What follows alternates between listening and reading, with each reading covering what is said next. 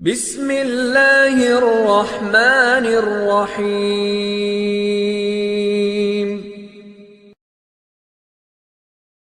حدیث پاک بڑی معروف ہے اور معروف اس لیے بھی ہے کہ وہ صحاح ستہ ہے، معروف اس لیے بھی ہے کہ وہ اصح الکتب بعد کتاب اللہ الباری الجامع الصحیح البخاری بخاری کے اندر ہے، اور پھر بعض بلکہ ایک جمہور علماء کے نزدیک دوسرے نمبر پر مسلم شریف، تو مسلم شریف کے اندر بھی ہے، ترمذی شریف کے اندر بھی، مسند احمد بن حنبل کے اندر بھی، مشکاۃ شریف کے اندر بھی، یعنی صحاح ستہ میں سے اکثر کتابوں کے اندر وہ ایک ہی حدیث، وہ غالباً حضرت ابو سعید خدری سے رضی اللہ تعالیٰ عنہ سے، کہ وہ ایک واقعہ جو معروف آپ نے سنا ہے اور بارہا سنا ہے، یعنی وہ ایک شخص بنی اسرائیل کا جس نے پہلے کتنے قتل کیے تھے، یہ تو عام سی بات ہے، معروف بات ہے، یاد ہوگی، 99 قتل کیے،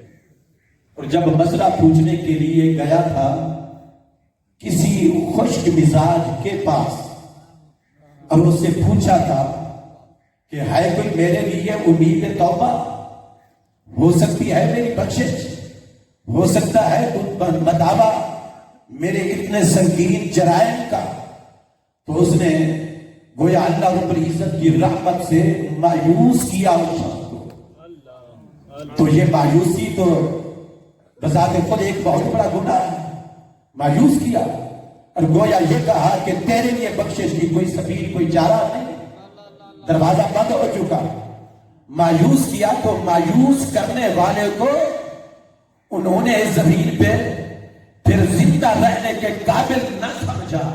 یہ بات سمجھ آ رہی ہے؟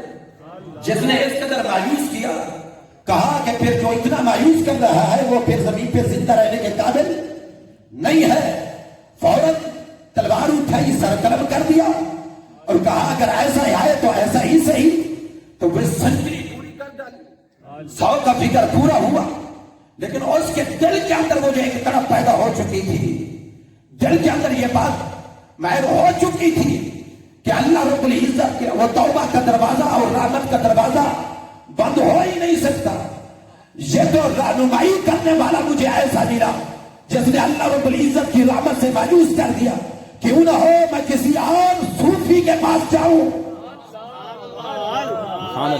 جس کا تعلق علم سے بھی ہو اور فکر سے بھی ہو، جو مایوس کرنے والا نہ ہو، جو اللہ رب العزت کی رحمت کی طرف امید دلانے والا ہو، تو پہنچا اس کے پاس، اس کا تعلق گویا علماء نے ساتھ، وہ پڑھا لکھا تھا، اب اس کے پاس پہنچا، مسئلہ پوچھا کہ 99 قتل کیے تھے پھر 100 پورے کیے، اور اس کے بعد اب تیرے پاس آیا ہوں، ذرا بتا ہے کوئی سبیل میری بخشش کی، ہو سکتا ہے میرے لیے توبہ کا دروازہ کھل سکتا ہے، اللہ معاف کر سکتا ہے، تو وہ بھی یہ کہہ سکتا تھا کہ ہاں توبہ کا دروازہ کھلا ہے، لیکن اس توبہ کے لیے شرط یہ ہے کہ اللہ کے گھر میں جا یا اپنے گھر کے اندر مصلی بچھا اور وہاں توبہ کر، استغفار کر، اللہ رب العزت معاف کر دے گا، لیکن چونکہ وہ عالم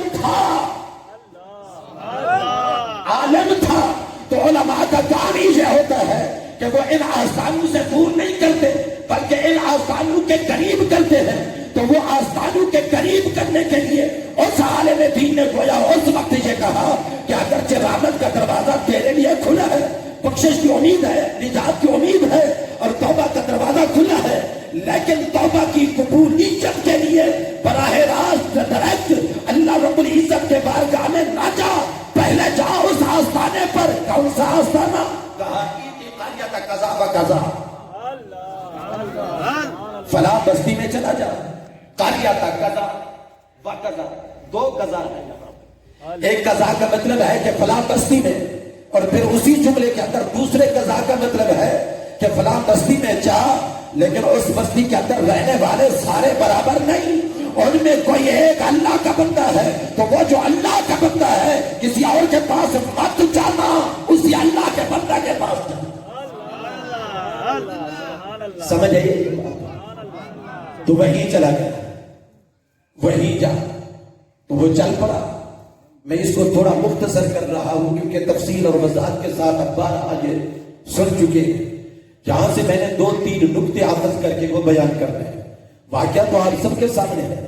اب وہ چل پڑا اور موت کا وقت قریب آیا. ملک الموت پہنچ گیا اور اس کی روح قبض کرنے لگا. اس کی روح قبض کرنے کی وہ جب موت کا وقت قریب آیا، بلکہ فقط سمت الملائکہ، فرشتوں کے اندر ایک اختلاف پیدا ہو گیا. اب میں اس لفظ کو جھگڑے کا نام نہیں دیتا تاکہ کوئی یہ نہ سمجھے کہ جھگڑا تو فرشتوں میں بھی ہوتا ہے، اگر انسانوں میں ہو گیا. لیکن لفظ ایسے ہیں فقط سمت، تکرار ہوا، باس ہوئی. وہ ملائکۃ الرحمہ وہ بھی آ گئے، ملائکۃ العذاب وہ بھی آ گئے. لیکن جب وہ گرا زمین پہ، ابھی روح اس کی قبض ہوئی نہیں تھی. اب چونکہ اس عالم دین نے ایک فہم شعور رکھنے والے نے اسے بھیجا تھا، اب اس کو یقین اتنا کامل تھا، اس نے سوچا کہ جو بھی ہو جائے اس آستانے پر جانا میں نے ضرور ہے.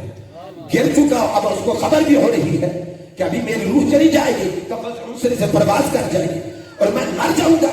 لیکن جو ہی وہ گرا زمین پہ پڑا ہے، لیکن زمین کے گرے ہوئے بھی ذرا اس کی حالت کو دیکھیے، اس کے جذبے کو دیکھیے اور اس کی طرف کو دیکھیے. فلا ابھی صبری، جو ہی زمین پہ گرا اپنے سینے کا بل لین کر اپنے آپ کو گھسیٹ کر کس طرف جانے کی کوشش کر رہا ہے. اللہ کے اسی بندے اور اللہ کے اسی ولی کامل کے آستانے کی طرف اپنے آپ کو گھسیٹ کر لے جانے کی کوشش. چل نہیں سکتا، اٹھ نہیں سکتا، حرکت نہیں کر سکتا، گر چکا ہے زمین پہ، لیکن گرتے ہی اپنے سینے کے بل پر اپنے آپ کو گھسیٹ کے جا رہا ہے. یہ حدیث پاک کے الفاظ عرض کر رہا ہوں. ایک جملہ تو یہ ہو گیا، اور دوسری بات یہ ہوگی کہ یہ دونوں طرح کے فرشتے تو آ گئے. اب وہ طویل واقعہ نہیں عرض کرتا، لیکن اس میں ایک دوسرا نقطہ وہ جو میں عرض کر رہا ہوں وہ کیا ہے. یہاں سے ایک نقطہ تو سمجھ آ گیا کہ علماء کا کام اولیاء کے آستانوں سے، مزارات سے اور اولیاء اللہ سے، علماء کا کام دور کرنا نہیں بلکہ ان کے قریب کرنا ہوتا ہے، ان کے قریب کرنا ہوتا ہے. اور دوسرا نقطہ وہ میں نے عرض کیا کہ اسے یقین کتنا تھا. تیسرا ایک نقطہ یہ ہے کہ جب وہ فرشتے آئے روح قبض کرنے کے لیے اور ان کے اندر تکرار ہوا، وہ جو ایک خاص بات ہوئی ان کے اندر، وہ ان کا اپنا اپنا موقف تھا اور دونوں اپنی اپنی جگہ پر بظاہر ٹھیک تھے. اب وہ جو عذاب والے تھے انہوں نے کیا کہا کہ انہو لم یعمل صالحا، کہ یہ تو وہ ہے کہ اس نے کوئی نیک عمل تو کیا ہی نہیں ہے، یہ تو 100 افراد کا قاتل ہے، گناہگار ہے. ہمارا رائٹ بنتا ہے، ہمیں حق پہنچتا ہے کہ اس کی روح ہم قبض کر کے ہم اسے لے جائیں گے. لیکن وہ جو فرشتے دوسرے تھے، رحمت والے فرشتے، بتلانا چاہتا ہوں کہ ان کا موقف کیا تھا، ان کا نظریہ کیا تھا. انہوں نے کون سی بات کی؟ بہت بڑی بات عرض کرنے والا. انہوں نے کیا کہا؟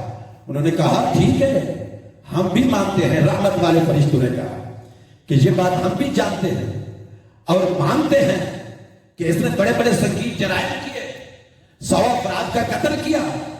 لیکن اب اس وقت دیکھیے اس کو، اگرچہ قاتل ہے، 100 کا گناہگار ہے، سنگین جرائم کا مرتکب ہو چکا، لیکن اب اس وقت دیکھیے کہ یہ کیا کر رہا تھا، اس کی کوشش کیا تھی. اب حدیث پاک کے جو الفاظ ہیں بخاری میں، مسلم میں، سیاہ ستہ میں، جاء تائبا مقبلا بقلبہ الی اللہ، یہ توبہ کرنے کے لیے جا رہا تھا. مقبلا آگے بڑھتا جا رہا تھا. کہاں؟ بقلبہ، اپنے دل سے، خلوص دل سے، صدق نیت سے. کہاں جا رہا تھا؟ فرشتوں نے کیا جواب دیا؟ کیا کہا کہ بستی میں جا رہا تھا؟ کیا کہا کہ اللہ کے بندے کے پاس جا رہا تھا؟ نہیں، بلکہ الفاظ پر ذرا غور کیجئے.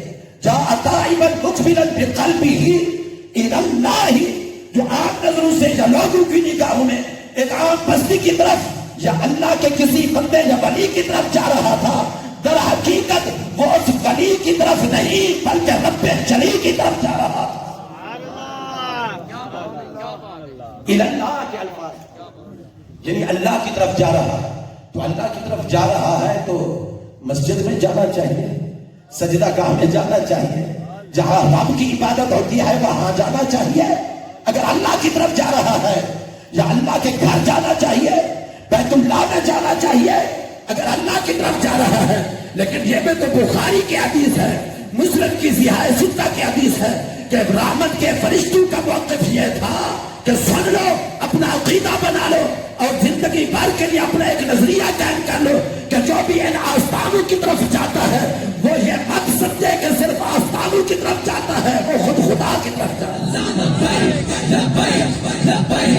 رسول اللہ